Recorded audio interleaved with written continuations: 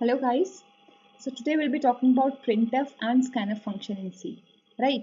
तो printf scanf कैसे work करता है without taking an example we can't really explain to you.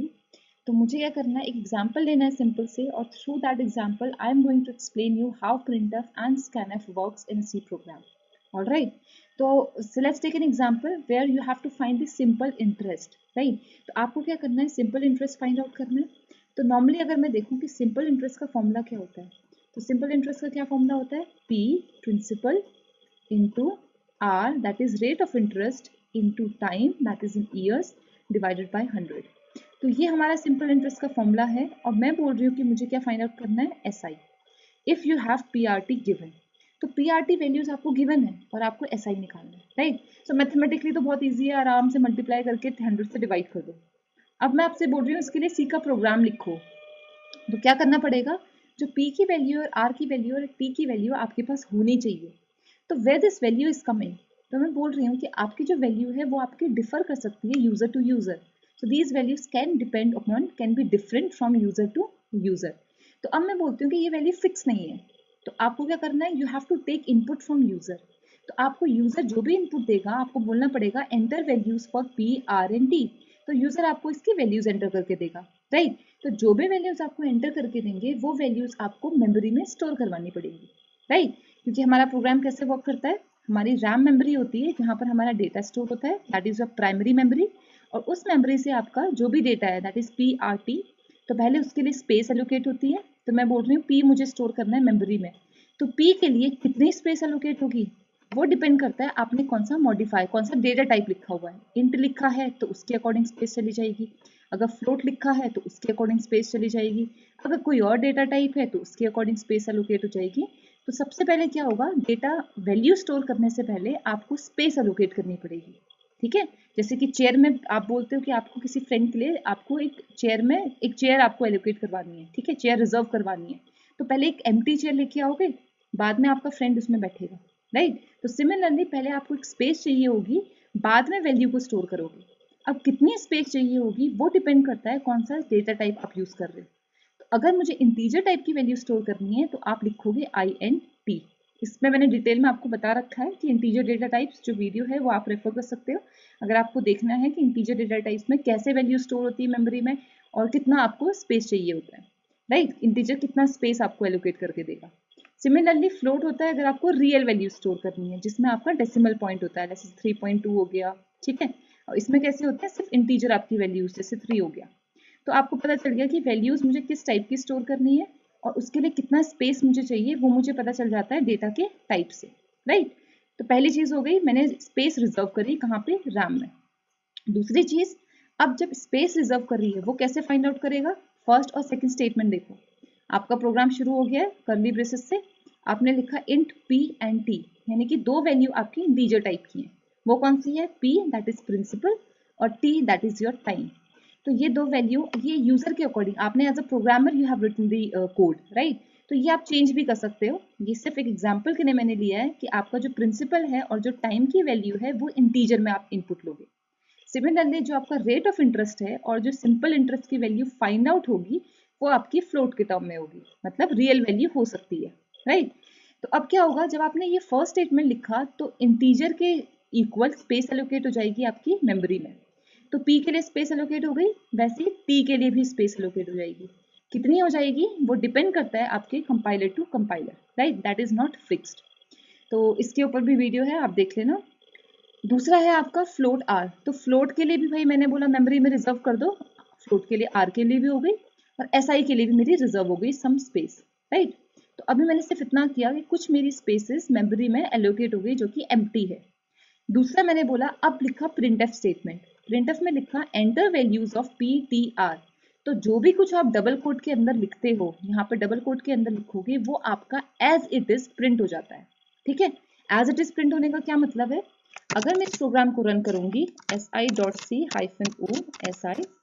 If there is no error it is compiled successfully. अब इसे run करो तो यहाँ क्या प्रिंट हुआ, enter values of PTR. Enter values of PTR. तो क्या हुआ, डबल कोट के अंदर जो भी है वो एज इट इज प्रिंट हो जाता है. ये काम है आपका प्रिंटफ का, कुछ भी चीज प्रिंट करना. ये जो स्क्रीन दिख रही है आपको वहां पे. ठीक है? अब आपका यहाँ कर्सर दिख रहा है जो ब्लिंक हो रहा है। ये क्यों ब्लिंक हो रहा है? क्योंकि अभी आपका प्रोग्राम आगे एग्जीक्यूट नहीं हुआ। क्यों एग्जीक्यूट नहीं हुआ? प्रोग्राम अभी आपका एसआई की वैल्यू कैलकुलेट नहीं हुई है। क्यों? क्योंकि अभी स्कैनफ फंक्शन ने वैल्यू आपसे एंटर ही नहीं करवाई। तो अब स्कैनफ वेट कर रहा है यहाँ पे कर्सर कि आप PTR की वैल्यू प्रोवाइड करो। ठीक है, तो आई एम द यूजर, तो मुझे यहाँ पे वैल्यू प्रोवाइड करनी है। तो अब जो वैल्यू प्रोवाइड करनी है, कितनी वैल्यू देनी है? 1 2 3। तो स्कैनफ क्या करेगा, वो यहाँ पे जो आपने वैल्यू दी है उसको इनपुट लेगा। तो इनपुट लेने के लिए कितनी वैल्यूज इनपुट लेनी है वो आप यहाँ लिखोगे डबल कोट के अंदर। तो मैंने बोला 1 2 3, तो कितने परसेंटाइल है? 3 परसेंटाइल है। तो ये फॉर्मेट स्पेसिफायर्स होते हैं। परसेंटाइल डी होता है इंटीजर टाइप की वैल्यू को इनपुट लेने के लिए। परसेंटाइल एफ होता है रियल टाइप की वैल्यू को इनपुट लेने के लिए, राइट। और वो वैल्यू जो भी आप इनपुट ले रहे हो वो कहाँ पे स्टोर हो जाएगी? आप इस स्टेटमेंट का मतलब है कि जो पहली वैल्यू आएगी वो इंटीजर टाइप की होगी और जो वैल्यू होगी वो कहाँ पे स्टोर होगी? पी के एड्रेस में। ये जो साइन होता है उसे कहते हैं एम्परसेंड। इसका मतलब होता है पी जो आपका वेरिएबल है इसके एड्रेस में जो पहली इंटीजर टाइप की वैल्यू होगी that will be stored, right. तो अब आप यहाँ पे देखो, आपने क्या बोला? जो पहली वैल्यू आएगी, तो मैंने पहली वैल्यू क्या दी? 1000। तो अगर मेरी पहली वैल्यू इंटीजर टाइप की होनी चाहिए और उसे मैं कहाँ स्टोर कर रही हूँ? पी के एड्रेस पे। पी क्या था? अब आप मेमोरी में देखो, हमारा पी मेरी वैल्यू स्पेस एलोकेट हो गई थी। तो अगर आपकी स्पेस एलोकेट नहीं हुई है तो आपका प्रोग्राम एरर दे देगा। तो ध्यान रखना, पहले स्पेस एलोकेट होनी चाहिए, बाद में ही आप वैल्यू स्टोर कर सकते हो। तो मैंने बोला पहली वैल्यू मेरे पी के एड्रेस में स्टोर हो। तो अभी मुझे क्या पता पी का एड्रेस क्या है? तो इंटरनली सारे वेरिएबल का एक एड्रेस होता है। तो मैं अज्यूम कर रही हूँ कि एड्रेस जो है वो मेमोरी में रैम क्या है? आपकी प्राइमरी मेमोरी, जहाँ पे आपके जो पूरी रैम है वो आपकी लेट्स से डिवाइडेड है इनटू ब्लॉक्स ऑफ मेमोरी। तो यहाँ पर आपको किसी डेटा को एक्सेस करना है तो आपको उसका लेट्स से मैं बोल रही हूँ एड्रेस पता होना चाहिए। तो अब मुझे अगर एड्रेस पता है तो मैं अपनी वैल्यू को यहाँ स्टोर कर सकती हूँ। तो एड्रेस कैसे पता चलता है? सी में आपके पास एक ऑपरेटर होता है एम्परसेंड। इससे आप किसी भी वेरिएबल का एड्रेस पता कर सकते हो। तो अब मैंने बोला कि मुझे वैल्यू कहाँ स्टोर करनी है? At the address of P. तो पी को ढूंढो और इसके एड्रेस में इस पहली वैल्यू को, इस पी को स्टोर कर दो। ठीक है, पी कहाँ से आया? जो यूजर ने दिया। अब 1000 बाइनरी में कन्वर्ट होगा और यहाँ पे स्टोर हो जाएगा। तो मेरी ये वैल्यू कहाँ पे स्टोर हो गई है? पी में। सिंपल। सिमिलरली दूसरी वैल्यू आई जो भी, वो भी इंटीजर टाइप की है और वो कहाँ स्टोर होगी? टी के एड्रेस पे। अगर टी का एड्रेस 200 है तो दूसरी वैल्यू जो भी मेरी यूजर देगा, तो यूजर ने सपोज दी कितनी? सपोज नंबर ऑफ ईयर्स आपके 3। तो 3 वैल्यू कहाँ पे स्टोर हो जाएगी आपकी? इसके बाइनरी की फॉर्म में यहाँ पे। तीसरी वैल्यू यूजर की कहाँ पे स्टोर हो रही है? आर में। तो आर क्या है आपका? फ्लोट टाइप का है। तो जो थर्ड वैल्यू यूजर एंटर करेगा वो लेट्स से एक रियल वैल्यू होगी, सपोज इंटरेस्ट रेट। ठीक है, तो ये मेरी एक डेसिमल वैल्यू है जो मेरी कहाँ स्टोर हो रही है? आर में।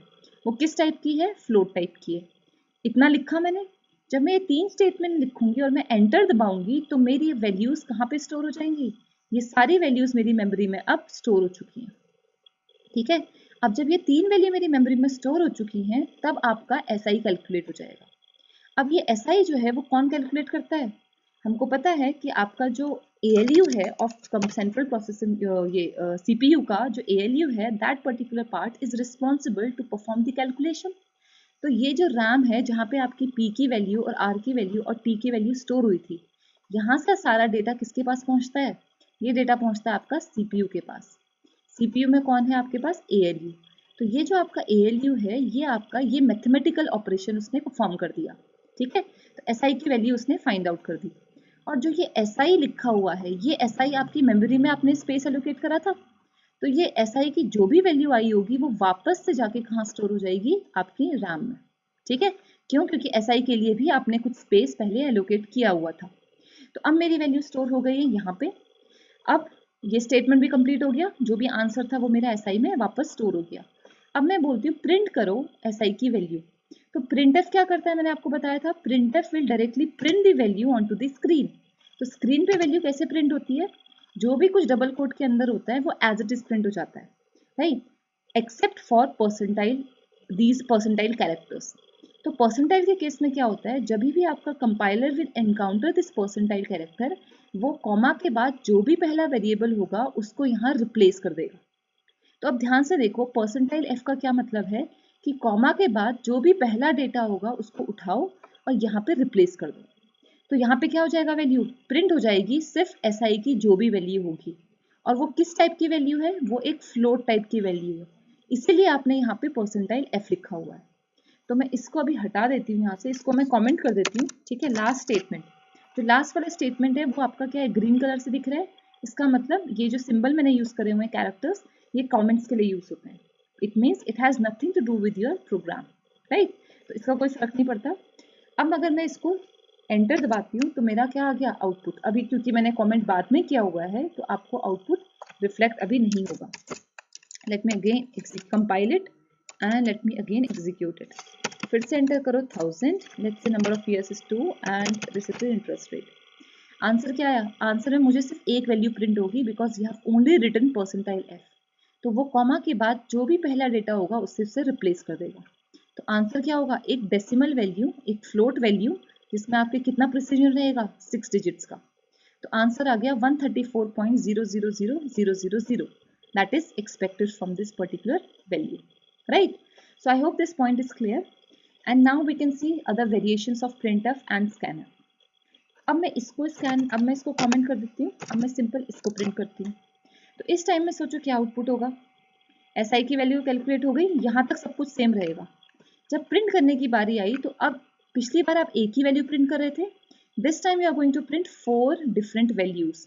क्या लिखा हुआ है, 1 2 3 4।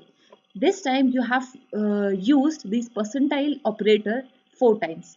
तो percentile d means the first value after the comma will get replaced by will be replaced at this position, right? तो ये p यहाँ पे आ जाएगा, ये t will come to the second position, this r will come to the third position and so on. But you have to remember one point, that p is of what type, p is of integer type, therefore you'll have to write percentile d. t is of what type, it is of integer type, so you have to write percentile d and so on. अब इसको print करके देखिए क्या आता है output. So whenever you are making any changes in the program, make sure you save the program after the changes and you again compile the program. तो आप फिर से क्या करोगे, कंपाइल करोगे एंड फिर से उसे रन करोगे। फिर से उसने बोला what is the value, suppose I give the same values to 6.7। Now if you see the output, this time the answer is 1 2 3 and 4. It is giving you 4 different values with a space in between. तो P की value क्या हो गई 1000, T की value क्या हो गई 2, R की वैल्यू क्या हो गई 6.7000000, बिकॉज R किस टाइप का है, R और SI आपका फ्लोट टाइप का है। तो फ्लोट में बाय डिफॉल्ट आपका प्रिसीजन कितना हो जाता है, up to these many decimal places, ठीक है, 6 डेसिमल प्लेसेस। तो इसका भी आपको एक वीडियो मैंने बना के रखा हुआ है, you have to check out that video if you want to understand the meaning of float and double data types. तो इस तरीके से आपका आउटपुट प्रिंट हो जाएगा, राइट। अब मैं थोड़ा सा और चेंज करती हूँ, मैं यहाँ पे कोई स्पेस नहीं देती हूँ उनके बीच में, ठीक है। और मैंने फिर से प्रोग्राम सेव करा। अब मैं फिर से क्या कर रही हूँ, कंपाइल कर रही हूँ और फिर से उसे एग्जीक्यूट कर रही हूँ। Same values I am going to give this time also. Now if you check the output, पहले आपका हर वैल्यू के बीच में एक स्पेस था, अभी आपका कोई स्पेस नहीं है। आउटपुट सही है आपका, बट बीच में आपने कोई स्पेस नहीं दिया। तो ये आपको ध्यान रखना है कि परसेंटाइल के बीच में आप एक स्पेस रखो, अदरवाइज आपका जो आउटपुट होगा उसमें भी स्पेस रिफ्लेक्ट नहीं होगा, राइट। अगर मैं बोलती हूँ वैल्यूज को मैं अलग लाइन में देखना चाहती हूँ, 1000 के बाद नेक्स्ट लाइन में 2 आ जाए, फिर ये उसके नेक्स्ट लाइन में आ जाए, फिर ये नेक्स्ट लाइन में आ जाए, तो मैं यहाँ पे क्या लिख सकती हूँ, इन दो के बीच में, इन दो वैल्यूज के बीच में मैं न्यू लाइन कैरेक्टर इंक्लूड कर दूँ। तो ये स्लैश एन का मतलब होता है पहली वैल्यू के बाद एक लाइन आ जाएगी, फिर दूसरी वैल्यू आएगी, फिर दूसरी वैल्यू के बीच में एक लाइन आ जाएगी, फिर तीसरी वैल्यू आ जाएगी। बट मैं तीसरी और चौथी के बीच में कोई लाइन नहीं लिखती, ठीक है, just to see the output. फिर से कंपाइल करो और फिर से रन करो। फिर से वैल्यूज दे रहा है 1000 to 6.7, ठीक है। तो अब क्या हो गया, 1000 प्रिंट हो गया, फिर नई लाइन में टी प्रिंट हो गया, फिर नई लाइन में आर प्रिंट हो गया, बट आर और इसके बीच में, एसआई के बीच में मैंने कोई स्पेस नहीं दिया था, तो मैंने कोई लाइन नहीं दी थी, तो मेरा क्या हो गया, वो आपकी स्पेस के बीच में प्रिंट हो गया, मतलब एक स्पेस के बाद प्रिंट हो गया, ठीक है। तो ये बिहेवियर आप कंट्रोल कर सकते हो by making use of these operators, right. तो ये आप बिहेवियर चेक कर लेना, छोटी छोटी चीजें हैं that you need to understand, right. एक और चीज देख लो, अगर मैं ये प्रिंट करती हूँ तो मुझे बताना आउटपुट क्या रहेगा, ठीक है। इंस्टेड ऑफ दिस printf मैंने इसे कमेंट कर दिया। अब मैं ये वाली लाइन लिखती हूँ, तो इससे क्या हो जाएगा, परसेंट डबल कोट के अंदर जो भी है वो एज इट इज प्रिंट होता है जब तक कि परसेंटाइल ना मिले। तो प्रिंसिपल इक्वल्स टू तो एज इट इज प्रिंट होगा। जैसे ही परसेंटाइल डी मिलेगा वो पहले कॉमा को ढूंढेगा आफ्टर डबल कोट्स। तो डबल कोट के बाद पहला कॉमा मिला, पी को रिप्लेस कर दिया यहाँ पे, तो पी यहाँ पे आ जाएगा, पी की जो भी वैल्यू होगी वो, ठीक है। फिर उसके बाद rate is equals to percentile, फिर दोबारा परसेंटाइल आया, तो कॉमा के बाद जो दूसरी वैल्यू होगी वो यहाँ पे आ जाएगी और उसके बाद एक नई लाइन आ जाएगी। तो अब इस आउटपुट को देखो, ठीक है। Again you have to enter the value of these numbers।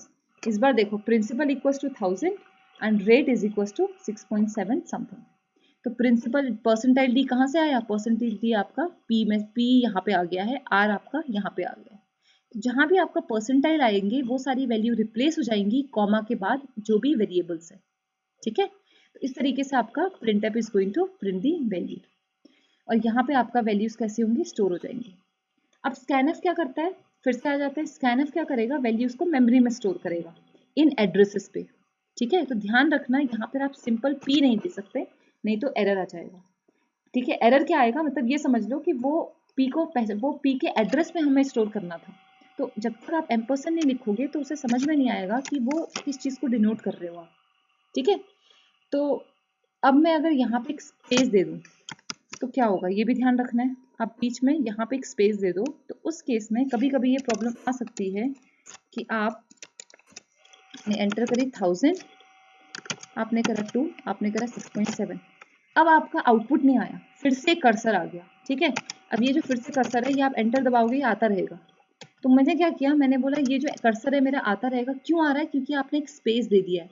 तो स्कैनफ का काम ही यही है कि इनपुट लेना, क्योंकि यहाँ पे एक स्पेस है तो वो आपसे एक और वैल्यू एक्सपेक्ट कर रहा है यूजर से। तो मैं कोई भी अगर रैंडम वैल्यू डाल दूँ, कोई भी रैंडम वैल्यू, तो उससे आउटपुट पे फर्क नहीं पड़ेगा, आंसर आपका सही आएगा। लेकिन ये जो एक्स्ट्रा वैल्यू है ये आपकी कहाँ स्टोर हो गई है, आपने उस वैल्यू को कोई कहीं स्टोर नहीं करा, it's just taking an extra value from you because you have given a space. तो कुछ चीजें आपको ध्यान रखनी है that as a programmer you are not suppose to make these mistakes, you should know all these points, right. तो अगर ऐसा कुछ होता है तो डू नॉट गेट कंफ्यूज, ध्यान रखना यहाँ पर एक स्पेस आपने दी होगी उसे आपको हटा देना है, राइट। तो ये छोटी छोटी चीजें हैं जो आपको ध्यान रखनी है while you are working with printf and scanf। And let's ask one question to you. Now this is your program. Let me know if this program work or not. This will work or not. मैंने लिया है दो integer value, a की value 10, b की value 20, ठीक है, initialise कर दिया। मैं प्रिंट कर रही हूँ, अब printf के अंदर मैंने लिख दिया at the address of a, लेकिन ये तो हम scanf के अंदर लिखते थे, क्यों, क्योंकि at the address of a मतलब जो भी वैल्यू आपने यूजर से ली है उसको आप कहाँ पे स्टोर करते हो, मेमोरी में, ठीक है। तो उसके लिए आप यूज करते हो at the address of PRSI, जो भी करना है। ये कौन सा फंक्शन करता है, स्कैनफ। बट इस केस में प्रिंट करवाते साइन आपने एट द एड्रेस ऑफ ए लिख दिया, तो इसका मतलब क्या है कि आप ए का एड्रेस प्रिंट करना चाहते हो। क्या हमारा पॉसिबल है कि हम किसी वेरिएबल का हमें इन जनरल एड्रेस मिल जाए मेमोरी में, अगर ए में 10 स्टोर हुआ है और बी में 20 स्टोर हुआ है, तो क्या मैं ये पता कर सकती हूँ कि ए का एक्चुअल एड्रेस क्या था। ये ए और बी में थोड़ी एक्चुअली में वैल्यू स्टोर होती है, ये तो सिर्फ नाम है, एक्चुअली में तो एड्रेस में वैल्यू स्टोर होती है। और ये एड्रेस क्या होते हैं आप सी में पता कर सकते हो using this operator which is ampersand. अगर मैं लिखती हूँ प्रिंट करो एम्परसेंट ऑफ ए, तो वो प्रिंट कर देगा कि ए का एक्चुअल एड्रेस क्या था जहाँ पे आपकी 10 की वैल्यू स्टोर्ड है, राइट। तो उसके लिए आपका जो मॉडिफायर है वो थोड़ा डिफरेंट होता है, दैट इज परसेंटाइल पी, अगर आपको एड्रेस प्रिंट करना है। अब इसका आउटपुट देख लीजिए, what type of output you'll get. The program name is, file name is sc.c. Now the address is something like this. तो ये आपका, you can see hexadecimal code है, आपको यहाँ पे दिख रहा है EF1C, तो हेक्साडेसिमल नंबर है। अगर आपको नहीं पता हेक्साडेसिमल नंबर क्या होते हैं और हम इंटीजर को या फिर किसी ऑक्टल को या बाइनरी नंबर को कैसे आप कन्वर्ट कर सकते हो, तो उसके लिए भी एक वीडियो है, please go and check it out. Alright, so I hope this part is clear to you. printf scanf के आप और भी वेरिएशंस ट्राई कर सकते हो, डिफरेंट चीजें ट्राई कर सकते हो to just make it very clear. Alright, so अगर आपको वीडियो अच्छा लगा तो please like, comment, share and subscribe. Thank you.